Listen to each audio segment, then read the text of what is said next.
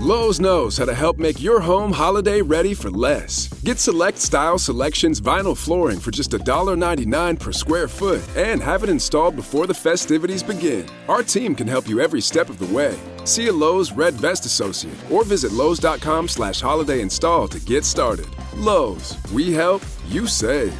Basic install only. Date restrictions apply. Subject to availability. Installed by independent contractors. See associate for details. Contiguous U.S. only.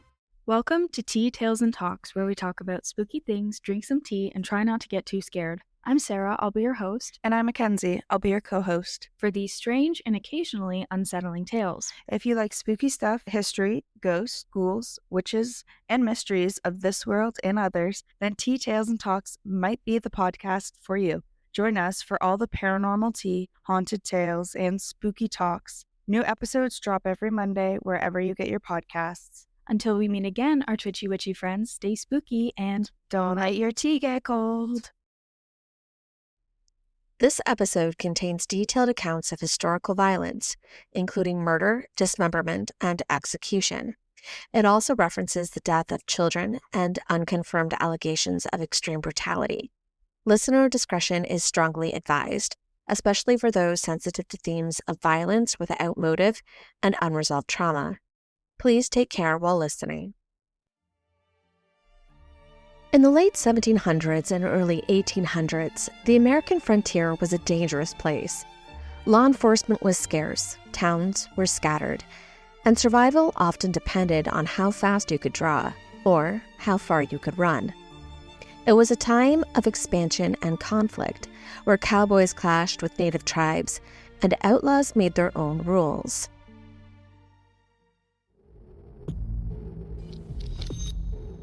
Welcome to Down the Crooked Path. I'm your host, Amanda Joy. Join me as we dive into eerie and spine-chilling stories that blur the lines between reality and the unknown. From cryptids and mysterious disappearances to true crime, UFO sightings, and paranormal activity. Venture into the unknown and uncover the secrets that lie down the crooked path. The wilderness wasn't just wild. It was lawless. Bandits, drifters, and opportunists thrived in the chaos, and the violence became a part of everyday life. In this volatile landscape, the lines between legend and reality blurred, and the stories that survived were often soaked in blood. It was the perfect setting for something darker to take root. Before America had a name for it, before the newspapers knew what to call it, the Harpe brothers were already redefining what it meant to kill without consequence. Before America had a constitution, before it had a police force, before it had any real concept of justice, it had blood in the dirt and silence in the woods. The revolution had ended, but the country it left behind was not yet a nation. It was a loose collection of states, territories, and ambitions. There was no federal marshals, no centralized courts, and no prisons with iron bars and numbered cells. Justice, when it did appear, was improvised, delivered by whoever held the most authority in that moment, whether that meant a landowner, a militia captain, or a group of armed neighbors. The divide between loyalists and patriots lingered long after the Treaty of Paris. In many places, it actually deepened. Former allies turned against one another, and old resentments hardened into vendettas. In the backcountry of Virginia, the Carolinas, and the newly claimed Western Territories, political alliances became a matter of survival. Property disputes escalated into shootouts, families were fractured, and the war had taught men how to kill, and peace had not provided a reason to stop. Militias that once fought for independence now served as local enforcements and private armies. Some towns had constables, but few had laws that extended beyond their borders, and fewer still had the means to enforce them. In Kentucky and Tennessee, settlements were scattered across vast stretches of wilderness, each one isolated by miles of forest and river. Communication was slow and unreliable. News traveled mostly by word of mouth, often distorted or delayed. A murder in one country might not be known in the next. There were no formal systems of tracking fugitives, no investigative bodies to pursue leads, and no scientific methods to examine a crime scene. A man could vanish into the woods and reappear under a new name, with no one to challenge his story. In the absence of structure, communities would turn inwards. Vigilant justice became the norm. Posses would form quickly, and executions were carried out without trial. If someone was suspected of theft, assault, or worse, they might be seized and punished on the spot. Trials, when they did occur, were informal and often influenced by emotions rather than evidence. A jury might consist of whoever happened to be nearby. Sentences were decided by consensus or intimidation. Justice was not a codified process, but it was more a reaction to anger, fear, and rumor. The geography itself worked against any attempt at order. Dense forests, winding rivers, and rugged terrain made pursuit difficult and escape easy. Settlers feared not only native resistance and wild animals, but also the unpredictability of their fellow frontiersmen. Strangers were met with suspicion, travelers were watched. A knock at the door after dark could mean anything. The wilderness offered no protection, only concealment, and it was in that concealment that violence often thrived. During this time period, reputations carried weight, but not always in the way one might expect. Individuals recognized as potentially dangerous were frequently avoided, not due to respect, but rather as precautionary measures. Stories circulated about drifters who left behind trails of bodies. Some were dismissed as exaggerations, while others were believed without question. The truth was always difficult to verify and, in many cases, impossible to pursue. There were no investigators to assign to follow up. There were no records to consult and no authorities to intervene. The Constitution, sanctioned in 1789, laid the groundwork for federal authority, but it didn't create a national police force. Law enforcement remained a local concern, shaped by geography, population, and politics. Most communities relied on constables and sheriffs or volunteer watchmen, roles inherited from English common law. But these figures were often undertrained, underpaid, and overwhelmed. In rural and frontier regions, forming policing was virtually non-existent. Instead, justice was carried out by militias, self-appointed regulators, and committees of vigilance. These groups operated outside of any legal framework, often dispensing punishment based on rumor, personal grievances, or communal fear. Their actions were sometimes seen as necessary, sometimes as mob rule, but either way, they filled a void that was left by the absence of structured law enforcement. Urban centers like Boston, New York, and Philadelphia experimented with night watch systems as early as the 1600s, but these were informal and largely ineffective. Watchmen were often volunteers or draftees who patrolled the streets at night, looking out for gambling, prostitution, and disorder. Many slept on the job, others would drink. Some were assigned duties as punishment. The systems persisted into the early 1800s, but they couldn't keep up with the pace of the growing populations and rise in crime. The first modern police departments in America began to form in the mid-19th century. Boston established its official force in 1838, followed by New York in 1845 and Philadelphia in 1854. These departments adapted a quasi-military structure, modeled in part on London's Metropolitan Police. Their primary role was not to investigate, but the prevention of public disorder. Detectives, forensic science, and behavioral profiling were still decades away. In the South, law enforcement evolved differently. During and after the Civil War, local sheriffs often operated with broad authority, sometimes continuing the legacy of slave patrols. Their focus was less on crime prevention and more on maintaining social order, especially racial hierarchy. In frontier territories, sheriffs and marshals were appointed or elected, but their reach was limited. Many of them operated alone with little oversight and very few resources. By the late 1800s, most major cities would establish police departments, but rural areas remained reliant on informal justice. The federal government would not create a national investigative body until 1908, when the Bureau of Investigation, later the FBI, was formed. Behavioral science, criminal profiling, and forensic analysis would not enter the picture until the mid-20th century. The Harpe brothers emerged in the narrow window between chaos and control, when the frontier still operated outside the reach of organized law and systems meant to contain violence were only beginning to form. Long before the term serial killer was coined, the Harpe brothers were already embodying it, operating in a world that offered no language for their brutality and no system capable of stopping it. The Harpe brothers were born in North Carolina, likely in the 1760s, during a time when the colony was already fractured by the tensions that would erupt into the Revolution. Their names were Micajah and Wiley, though they would later become better known by their nicknames, Micajah as Big Harpe and Wiley as Little Harpe. Some accounts suggest that they were cousins, not brothers, and that their original surname may have been Harper. The spelling shifted to Harpe appeared in later records, possibly altered to match the pronunciation or to obscure their origins. Their early lives are difficult to trace with certainty, but what survives points to a very violent beginning. During the Revolutionary War, they aligned with the Loyalist cause, joining Tory raiding parties that targeted Patriot settlements. These groups operated with brutal proficiency, burning homes, stealing livestock, and killing without restraint. The Harpes were not soldiers in any formal sense. They were irregulars, part of the loose network of Loyalist guerrillas who used the war as cover for personal violence.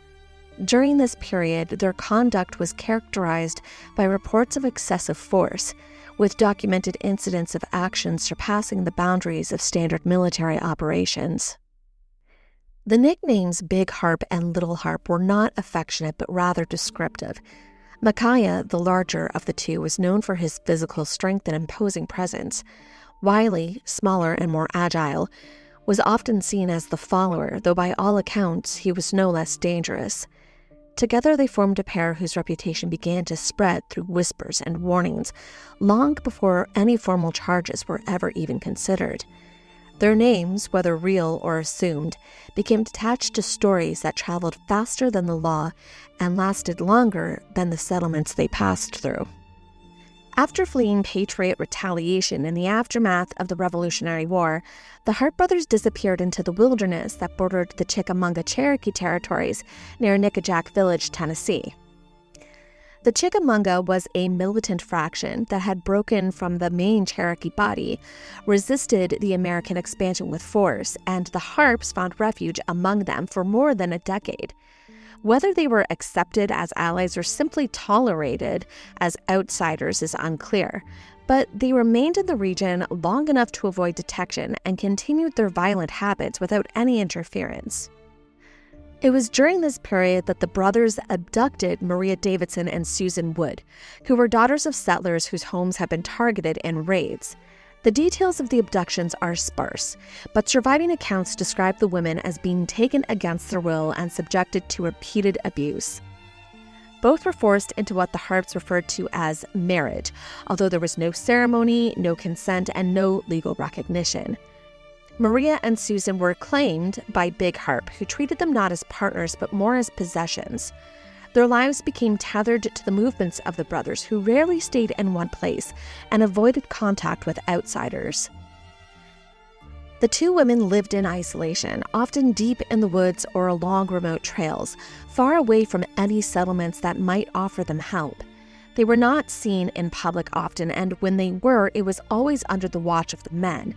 There is no record of their voices, no letters or testimony. What is known of them comes from secondhand reports and the fragments left behind by those who encountered the Harpes during this time. The brothers would begin to move more and more frequently, and with each relocation, Maria and Susan were taken with them, deeper into a life that was shaped by fear and control. Their presence marked the beginning of a pattern that would grow darker. And in these earlier years, they were already living inside a story that few would survive and fewer still would understand. In the mid-1790s, the Harpe brothers settled in Powell's Valley near Knoxville, Tennessee, a remote region still fractured by war and expansion. There, they abducted Betsy Roberts, sister to Susan Wood, adding her to the group that already included Maria Davidson and Susan.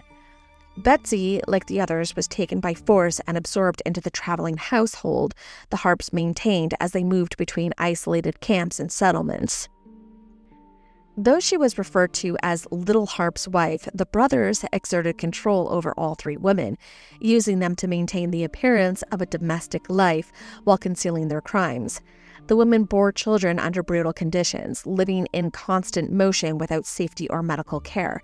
They cooked, packed supplies, and remained silent as the Harpes robbed, murdered, and vanished into Lowe's knows how to get you ready for holiday hosting with up to 35% off select home decor. And get up to 35% off select major appliances. Plus, members get free delivery, haul-away, basic installation, parts, and a 2-year Lowe's protection plan when you spend $2,500 or more on select LG major appliances.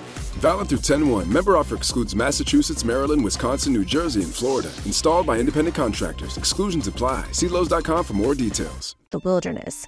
There is no evidence connecting the women to these violent crimes. However, their confinement associated them with the environment in which violence was present. On June 1st, 1797, in Knoxville, Tennessee, Wiley Harpe entered into a legal marriage with Sarah Rice, the daughter of a local Baptist minister. The ceremony was recorded without incident, and the union appeared conventionally on paper. Sarah was young and raised in a religious household, and likely unfamiliar with the true nature of the man she was marrying. While Wiley presented himself as a traveler, perhaps a little rough around the edges, this was not out of place in a region where many men arrived with little background and very few questions were asked. Shortly after the marriage, Sarah joined the Harpe Party, becoming the fourth woman bound to the brothers' movements. Her inclusion marked a shift in the group's dynamic, although it didn't alter the structure already in place. Like Maria, Susan, and Betsy before her, Sarah was absorbed into the traveling household, expected to contribute to its survival and maintaining the appearance of domestic normalcy. The brothers continued to move through the frontier, and Sarah, now legally tied to Wiley, became a part of the illusion they used to mask their true intentions. Her arrival coincided with the beginning of a documented trail of violence. Though she had no known role in the crimes that followed, her presence placed her at the edge of the events that would soon draw attention. The Harpes didn't operate as fugitives at this stage. They were still able to pass through settlements, trade for supplies, and interact with locals. Sarah's marriage gave them a new layer of legitimacy, one that allowed them to remain unnoticed for just a little while longer. By mid-1797, the Harpes had camped along the banks of the Holston River east of Knoxville. The group had grown, the 4 women and several children, and 2 men rarely gave their real names. They kept to the edge of settlements, close enough to trade but far enough to avoid questions. The locals noticed them, but the family facade dulled any sort of suspicion. No one truly knew what they were capable of. And then a body surfaced. The body of a man named Johnson was discovered nearby, mutilated, gutted, and weighed down with stones before being submerged in the river. The method of disposal was crude but very deliberate, designed to delay discovery and obscure identification. The damage was extensive, and the intent was unmistakable. This wasn't a robbery or a fight, it was something much colder. The method of disposal, stones packed into the chest cavity, limbs twisted unnaturally, would become very familiar, but at the time it was nothing short of simply horrifying. The body surfaced and suspicions quickly turned towards the Harpes. Witnesses recalled Johnson speaking with them, and no one had seen him since. The brothers didn't wait for confrontation. Instead, they simply gathered their wives and children and vanished into the woods. By late that same year, the Harpes had crossed into Kentucky following the Wilderness Road, a narrow winding route carved through the Cumberland Gap and used by settlers pushing west.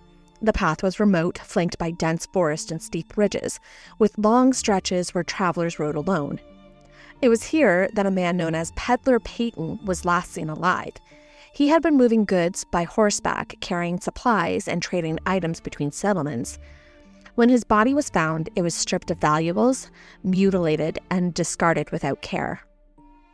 The Harpes were seen around the area during the time of Peyton's disappearance, traveling with their wives and children, trying to appear as a family group, and this illusion did allow them to pass through towns without suspicion, but on the road, they were predators. Peyton's horse and goods were taken, and the killings bore the same signs of the brutality seen at Halston River. The body showed no signs of struggle or defensive wounds, only the aftermath of a sudden and overwhelming attack. While the men were out running the roads, the women would often be tasked with maintaining their camps, preparing food and tending to the children, and the brothers would disappear for hours at a time, returning home with stolen goods and no explanation. But then in December of 1797, 2 travelers from Maryland were found dead, not far from where the Harpes had last been seen. There was no known dispute, no theft that could justify the killings, no motives that made any sense to those who discovered the bodies. The men had been mutilated, the remains left exposed in the brush. The violence was excessive, and the scene bore the same marks seen in the earlier murders, quickly, brutal, and without any hesitation. Now the locals were starting to speak more openly about the group. The women and children who once offered a layer of protection from suspicion was no longer enough to keep the rumors at bay. And with this, the Harpes realized the need to relocate once again and headed west. In early 1798, the Harpes moved through Cumberland Gap, a narrow passage where the Appalachian Mountains opened into Kentucky. The terrain here was steep, the woods thick, and the road was sparsely traveled. John Langford, a man journeying westward, was last seen sharing a fire with the Harpes in this area. He had spoken with them, offered company for the night, and then vanished. Days later, his body was found in the brush. His skull had been crushed, his throat had been slit, and his torso was torn open. Stones had been packed into the cavity, a method used to weigh down a corpse and delay its discovery. And whoever had done this had clearly taken their time to do so. Langford's horse and belongings were also missing. Witnesses recall seeing him with the Harpes, but no one had seen him leave the Harpes' presence. The violence was excessive, even for frontier standards. There was no sign of struggle, no indication that he had fought back. The attack must have been swift, overwhelming, and very final. The brutal slaying of John Langford sent shockwaves through the Kentucky frontier, and it wasn't long before whispers turned to accusations. The Harpes, already feared for their erratic violence, were arrested and jailed in Danville, Kentucky, awaiting trial for Langford's murder. But justice wouldn't come swiftly. In early 1799, before the court could convene, the brothers slipped from their jail cells, vanishing into the wilderness. Days later, the tavern owner who had dared to speak out against them was found dead. His silence was ensured. The escape ignited public outrage. Governor James Garrett recognized the threat the Harpes posed to settlers and travelers alike, and he issued formal warrants for their capture. A bounty of $300 was placed on each man's head, a staggering sum at the time, equivalent to thousands today. It wasn't just a call for justice, but it was a warning, and the hunt for the Harpes had begun. By the late 1790s, the Ohio River had become a corridor of commerce and migration, but it was also a hunting ground. Flatboats drifted slowly downstream, heavy with goods and families pushing westward.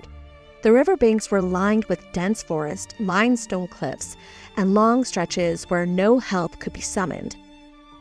Amongst the most dangerous location was Cave-In Rock, a cavern carved into the bluffs of the Illinois side of the river. The cave was large enough to conceal men, horses, and stolen cargo. It had been used by outlaws for years, but by 1799, it was under the control of Samuel Mason. Mason had once served as a militia captain during the Revolutionary War. He had fought against Native forces in the Northwest Territory and held a commission under George Washington. After the war, though, he turned to crime, essentially becoming a river pirate. He operated along the Natchez Trace and the Ohio River, robbing travelers and coordinating attacks on flatboats. His gang was comprised of highwaymen, counterfeiters, and deserters. They posed as traders or settlers, luring victims into the caves or ambushing them along the river, and then disposed of bodies in the current. Mason was known to be calculating and charismatic, able to maintain control over a group of violent men while avoiding capture for years. When the Harpes arrived, they were not strangers. Word had traveled ahead of them, and Mason's men had already heard about the bodies found in Kentucky, discovered mutilated, gutted, and packed with stones to keep them submerged. The method was not common, and it marked the killers as something different. The gang had robbed and murdered, but the Harpes had left behind scenes that lingered. Mason allowed them in. The cave offered protection, and the gang had no shortage of targets. In comparison to the river pirates, the Harpes operated differently. They didn't follow order, and they moved separately from Mason's crew, choosing their own victims and carrying out attacks that had no clear motives beyond cruelty, while still joining alongside the gang's raids. One such raid resulted in the capture of a man whose name was never recorded. He was taken alive and brought back to the cave. While Mason's men drank deep into the night, the Harpes separated the captive from the others. By morning, the gang was awoken by screaming from the cliffs above. The Harpes had stripped the man, tied him to a blindfolded horse, and then driven it forward to the edge. The horse went over the man, still bound to the saddle. His body was found broken on the rocks below, limbs shattered, skull crushed. Rope still clutched around his chest. Now, of course, the pirates had killed before, but this was different. This man had already been subdued, and he posed no threat, so the killing didn't serve a purpose. Mason's crew had tolerated the Harpes' presence, but after this, they were no longer willing to. The brothers were expelled from the cave shortly after. Mason had tolerated them for a time, but the killings continued, and the gang had begun to worry that the Harpes would draw attention, regulators, lawmen, or worse. Mason made the decision to expel them. They didn't fight. The Harpes were just told to leave, and they did so. But even still, the bodies continued to surface long after. Following their eviction from the river pirates, in August of 1799, the brothers were now moving through western Kentucky. Avoiding towns, the family slept in wooded areas until they reached the home of Moses Stegall in what is now Webster County. Stegall was away. His wife allowed the group to stay overnight. Inside the cabin was Mrs. Stegall, their 4-month-old son, and another guest named Major William Love. During the night, Major Love was murdered. His body was found inside the cabin, laying on the floor. The condition of the corpse suggested a violent and immediate death. His throat had been cut, and blood had soaked into the floorboards beneath him. There was no sign of struggle or any indication that he had been able to defend himself. Shortly after, the 4-month-old infant began to cry. Big Harpe took a hold of the child and slit its throat. His body was found nearby, wrapped in a bloody cloth. Mrs. Stegall was found in a separate part of the cabin. Her body showed signs of blunt force trauma. She had been struck in the head, likely with a rifle or heavy object, and left where she fell. The Harpes, of course, fled before sunrise, leaving the bodies behind. Around the same time as these murders, possibly even the same day, Big Harpe killed his own infant daughter. The child had begun to cry during their movement through the woods. Harpe took her from his wife's arms and struck her in the head against the trunk of a tree. The blow was fatal, and the body was left behind. The act was witnessed by members of a traveling party and later confirmed in statements given to the local authorities. The child's name was never recorded. Her age was estimated to be under a year old, and there was no attempt made to bury her. When Moses Stegall returned and discovered the scene, he quickly joined a posse that was already starting to accumulate in the area to hunt down the brothers. The group included John Leeper and local men familiar with the terrain. They tracked the Harpes through the woods, following signs of movement and discarded items. The trail led to Pond River. The Harpes hadn't moved very quickly. They were traveling with children and carrying supplies, and the posse was able to catch up with them near the riverbank. Big Harpe was spotted ahead of the group, attempting to flee on horseback. John Leeper fired a round, striking him in the back. But the bullet didn't kill him. Instead, he was pulled from the saddle and, unable to stand, was easily subdued by the posse with little struggle. Surrounded by the group, Moses Stegall demanded a confession from him. Harpe admitted to the murder of Major William Love. He described the killing without any emotion, and he also acknowledged the death of Mrs. Stegall and her infant son. He listed other victims, naming locations and methods. The total of individuals murdered reached 20. And when asked if he had any regrets for his action, he named only one, that of his infant daughter. He had claimed that the crying had disturbed him, and he quieted her in an attempt to conceal them. It was here Moses Stegall, enraged, decapitated Big Harpe at the site of capture. His head was then taken and mounted on a spike at the crossroad near Pond River. His body was buried nearby. The head remained on display for years. It was a place at a junction where travelers passed, visible from the road and exposed to weather and animals. The spike was reinforced and driven into the ground. The skull remained intact for some time before deteriorating. This location quickly became known as Harpes Head Road. It was not only recorded on local maps and documents, but the road continued to serve as a route for settlers, traders, and travelers moving through the region. To this day, the road is still referred to as Harpes Head Road. After Big Harpe's execution, Little Harpe disappeared from the region. He traveled under aliases, avoided towns, and moved through sparsely populated areas to avoid detection. Within a few weeks, he had returned to Cave and Rock and rejoined Samuel Mason's gang, this time under a different name, John Sutton, and he left his family behind. Once again, the gang accepted him, and although he participated with more cooperation, his alias was fairly thin. By 1803, Samuel Mason was a wanted man. His name had been circulating across Kentucky, Illinois, and the Mississippi territories. His reputation had become known to lawmen and regulators, and there was growing pressure to dismantle his network. The authorities had issued a substantial bounty for his capture, dead or alive. The charges against him included robbery, murder, and piracy along the Ohio and Mississippi River. According to surviving records, at some point in 1803, Little Harpe and another gang member, Philip Alston, turned on Samuel Mason. Under the lure of the bounty issued by the Spanish authorities, the men murdered Mason. The killing took place somewhere within the Mississippi territories, where Mason had been operating under increasing scrutiny. His head was removed, most likely with a blade carried by one of the men, but the body was never recovered. The head itself was wrapped and transported south by Harpe and Alston, who traveled overland through the territories towards New Orleans. Upon arrival, the men presented the head to the Spanish authorities as proof of death.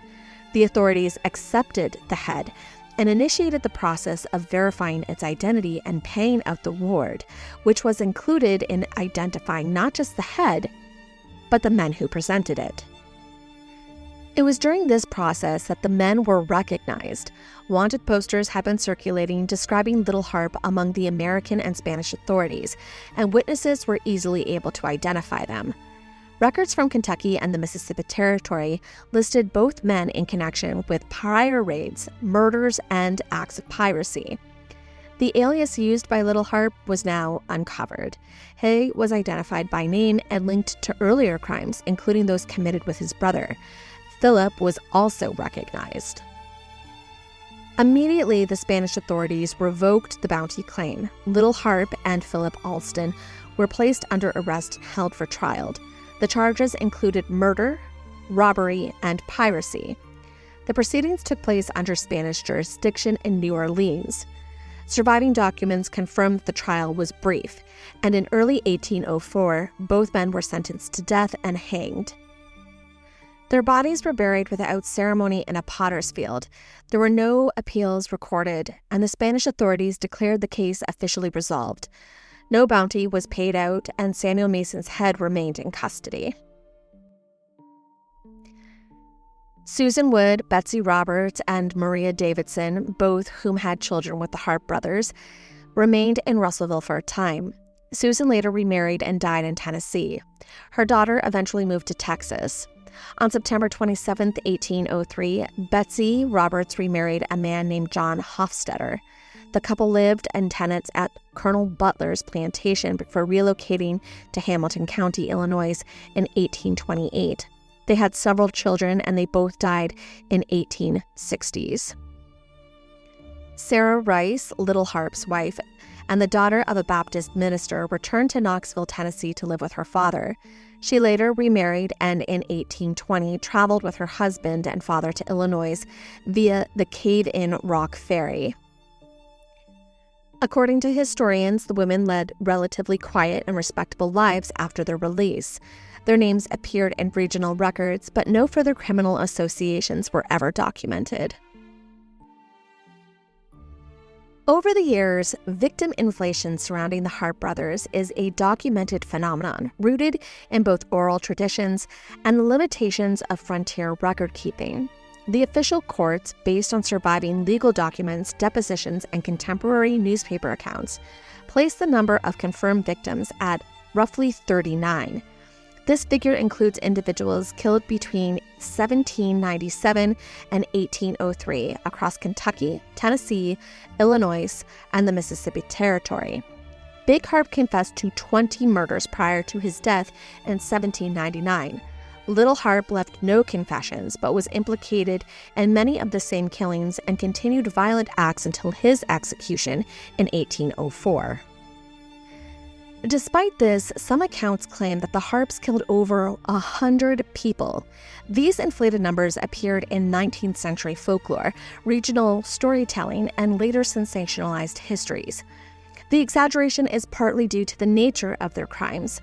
Many victims were travelers, traders, or settlers moving through remote areas.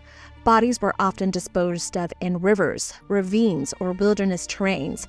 In several documented cases, victims were dismembered and weighed down with stones before being submerged in waterways. This method of disposal made recovery difficult and identification nearly impossible. In some instances, only partial remains were found, and others, no remains were recovered at all. The Harpes also operated under multiple aliases and moved frequently. They avoided towns, traveled with women and children, and posed as settlers. Their mobility and concealment tactics made it difficult for law enforcement to track their movements or connect crimes across jurisdictions. Local authorities often lacked the resources to investigate disappearances, and communication between counties was limited. As a result, many deaths were unreported and may have never been formally attributed to the Harpes. Oral traditions have preserved the disappearances and often attributed them to the brothers. Over time, stories of missing persons, unexplained deaths, and violent encounters were folded into the Harpe narrative.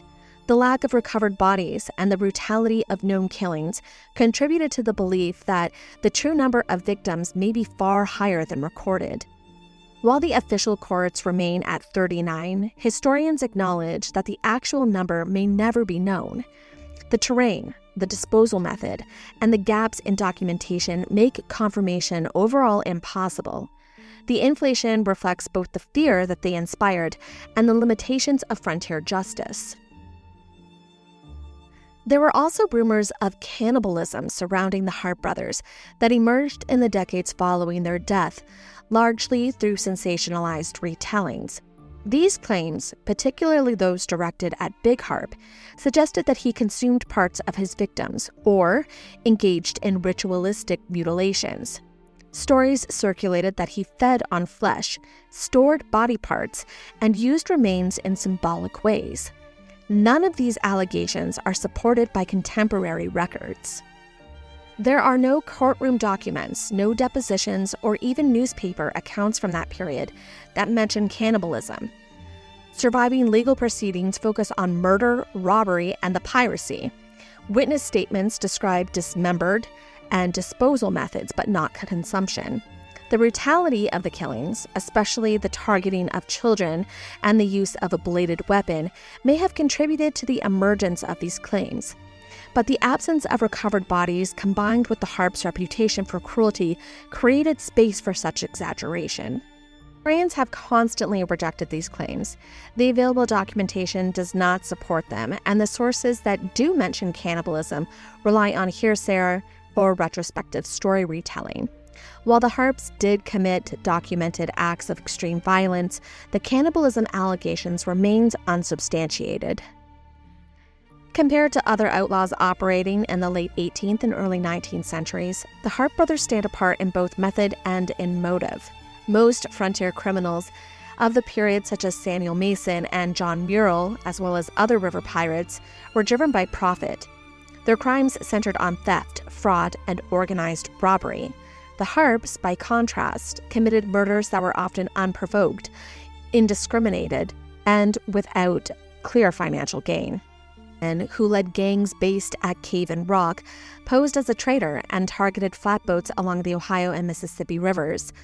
His groups robbed crews, seized goods, and occasionally killed witnesses. Mason's operations were structured, with defined roles and coordinated raids. He maintained a base, used aliases, and sought to avoid detection. His crimes were documented as piracy and highway robbery. Active after the Harpe brothers, John Murrell, between 1820s and 1830s, operated a network of thieves and counterfeiters across the southern states. He was known for planning slave uprisings as diversions for lootings, though many of these claims were later exaggerated. Murrell's crimes were calculated and conspiratorial. He often used written codes, recruited accomplices, and maintained correspondences. His notoriety came from scale and deception, but not from brutality.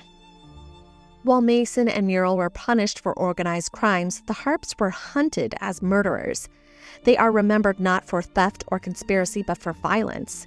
Their legacy is marked by confirmed killings, prison escapes, and the absence of remorse. They remained among the most brutal figures documented in early American criminal history and are considered America's first serial killers. The Harpe brothers' notoriety has had a measurable impact on early American approaches to criminal identification and community defense.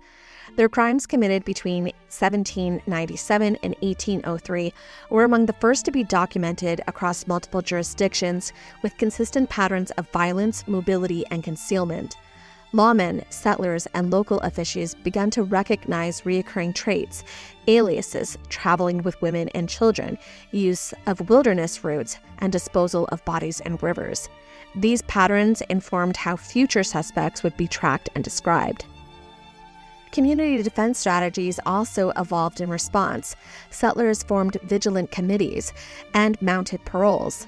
In Kentucky and Tennessee, groups known as regulators emerged to pursue outlaws beyond the reach of formal law enforcement. These groups operated with both local authorities and were often composed of volunteers. The Harpes' ability to evade capture, escape, and custody and resume activity led to increased support for extrajurisdictional action. In some cases, local leaders authorized pursuits and executions without trial. The Harpe case also influenced bounty systems. Spanish and American authorities issued rewards for their captured dead or alive. The use of bounties became more common in frontier justice, especially for suspects who crossed territorial lines.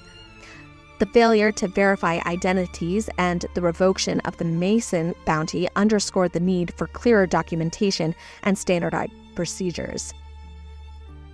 What drives violence without motive? How do you remember monsters when history and myth blur?